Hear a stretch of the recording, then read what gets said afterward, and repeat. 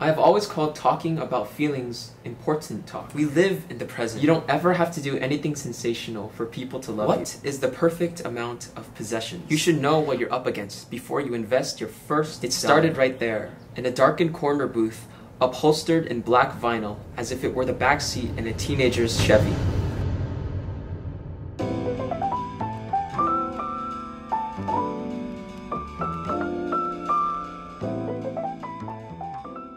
Hey there, my name is Qui-Shawn. I'm an incoming fourth year at UC San Diego studying music, and today I wanted to share books that have changed my life.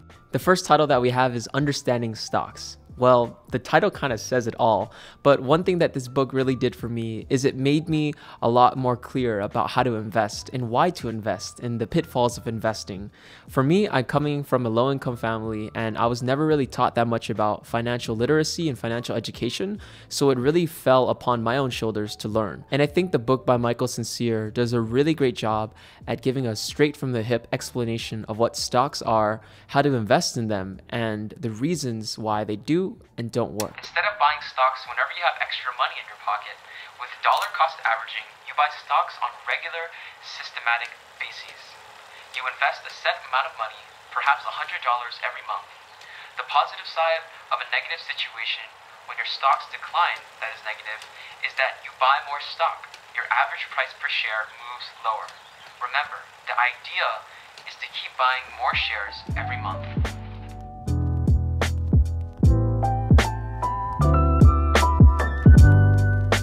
The next book I've really loved is The World According to Mr. Rogers, which is a collection of poems and essays and short stories by Mr. Rogers himself from the Mr. Rogers neighborhood from way back when, detailing stories on discipline, compassion, and also altruism. And I think this book is really meaningful for me because I've learned to be a lot more considerate with who I am as a person and how my actions affect other people as I've read this book and come back to this book.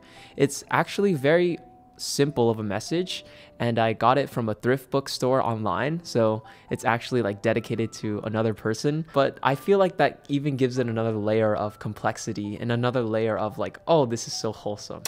A young apprentice applied to a master carpenter for a job. The older man asked him, "Do you know your trade?" "Yes, sir," the young man replied proudly. "Have you ever made a mistake?" the older man inquired. "No, sir," the young man answered, feeling certain he would get the job. "Then there is no way I'm going to hire you," said the master carpenter, "because when you make one, you won't know how to fix it."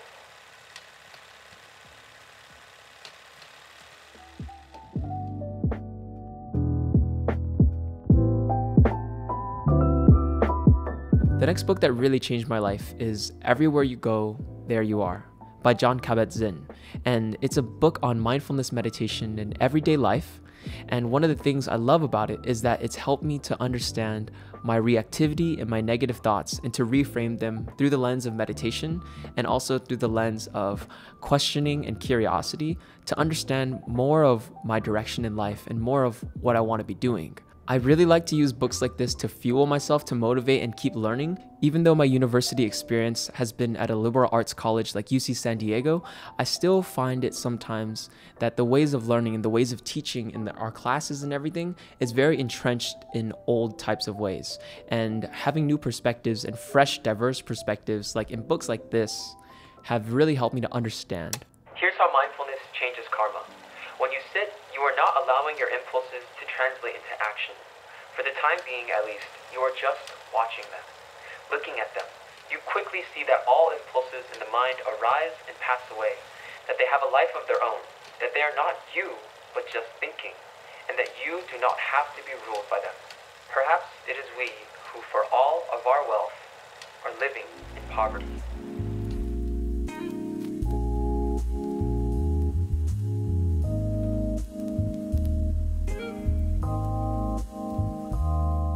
I move around for college a lot, at least like 3 or 4 times in the past year, going from home, back to school, back to home, back to school, back to home, and then back to school.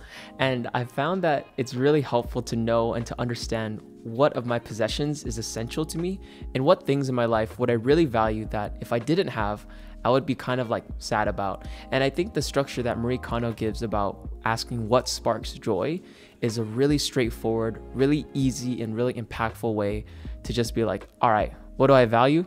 Okay, I like these things and those things. Let me just take them with me, and everything else can leave or stay behind. This book really introduced to me the idea that the environment around me could really support and uphold me with all of my ambitions and all of my dreams. And I think it's a little bit of a stretch to say this, but at the same time, having an environment that is conducive and that has things that are valuable to me, like my books and like my cameras and things like that, it makes it more likely for me to do those things and to focus on those things when I have them right next to me. If you have lived in Japan or the United States all your life, you have almost certainly been surrounded by far more than you need. This makes it hard for many people to imagine how much they need to live comfortably. As you reduce your belongings through the process of tidying, you will come to a point where you suddenly know how much is just right for you. And also having the white space or having less things in general allows me to understand what is really necessary, what do I actually need in my life, and what is maybe just cluttering it in a way that is not too constructive. We live in the present. No matter how wonderful things used to be, we cannot live in the past. The joy and excitement we feel here and now are more important.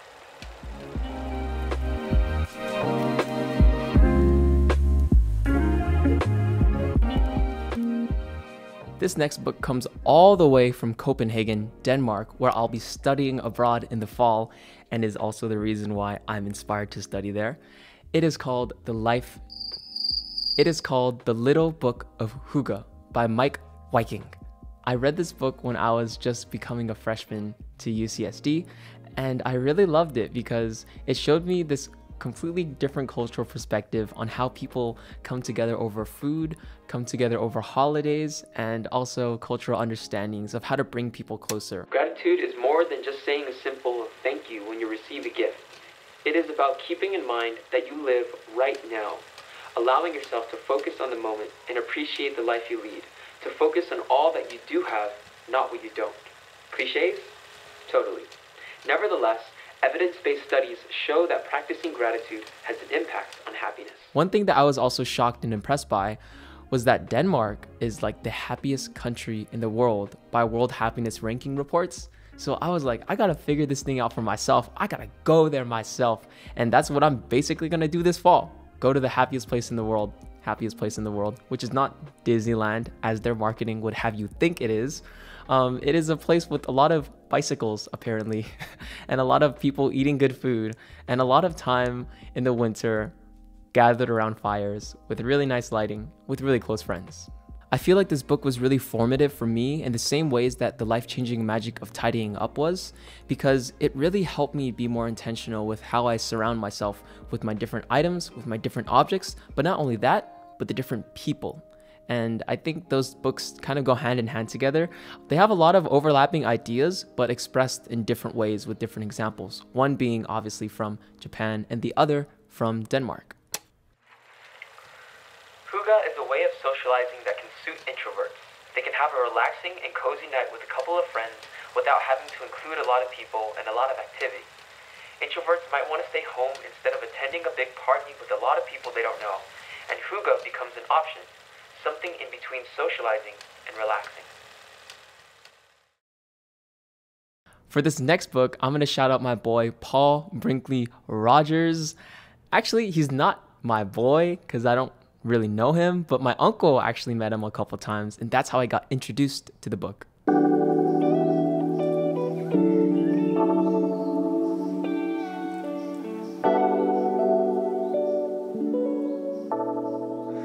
The story is a romantic memoir by Paul Brinkley Rogers, who in 1959 was in Japan, and he met Kaji Yukiko, who was an older woman, but a beautiful Japanese woman, and they bonded over poetry and over philosophy and over art.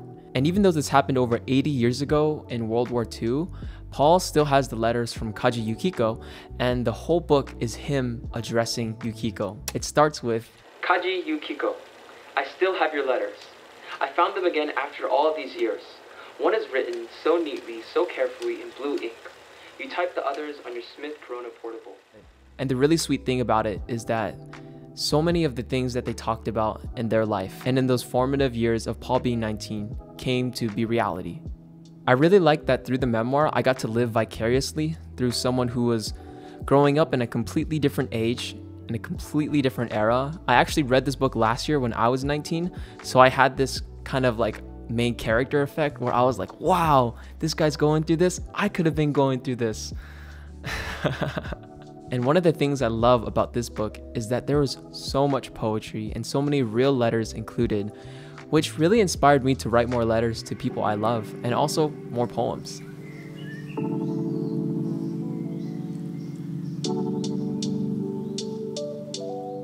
And the last book I wanted to share with you today is The 7 Habits of Highly Effective People by Stephen Covey. It is a business, leadership, personal development, self-growth, self-help classic, and I think it deserves to be named that. And one of the things I love most about it is the way he frames self-talk and positive thinking. A serious problem with reactive language is that it becomes a self-fulfilling prophecy. People become reinforced in the paradigm that they are determined and that they produce evidence to support the belief. They feel increasingly victimized and out of control, not in charge of their life or their destiny. They blame outside forces, other people, circumstances, even the stars for their own situation. Because I read this book one time in high school and 1.5 times in college, I have a completely different outlook on it every single time I flip through the pages.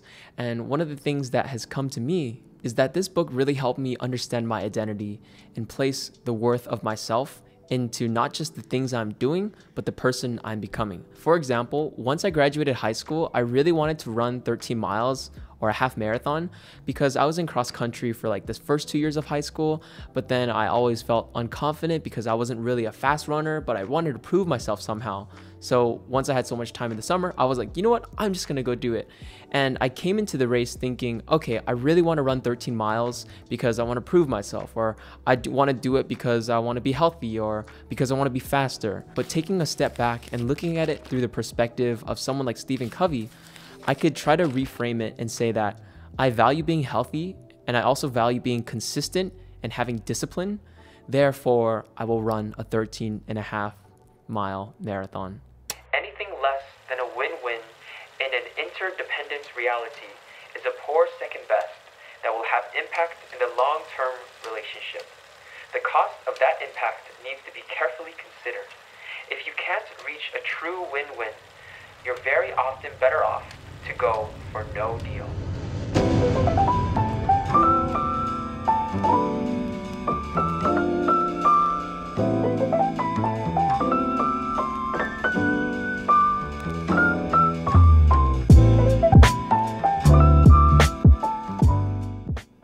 Yeah, all these books were pretty cool. They helped me manifest myself. I think I became a really much of a better leader and a better person because I read these books. And that about does it for all the things I have to share with you today. If we haven't met yet before, hi, I'm Qui-Shawn, and I'm trying to make college videos every single week about entrepreneurship, about vlogging, about mindfulness.